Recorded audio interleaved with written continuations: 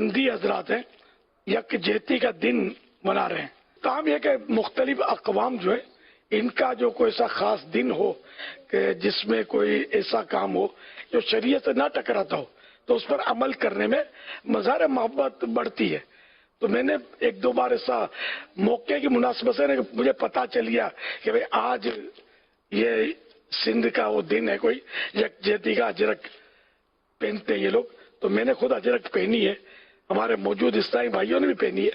اچھی بات ہے، سندھی مسلمانوں کو خوش کرنے کے لیے میں نے اجرک پہن لی. الحمدللہ یہ بھی ہمارے بھائی ہیں.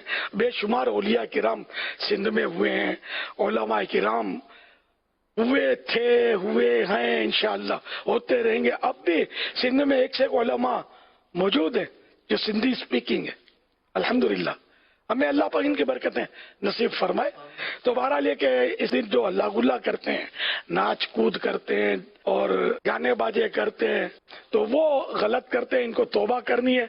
یہ دیکھیں حسن رضا بھی اجرک پہن کے آ گئے.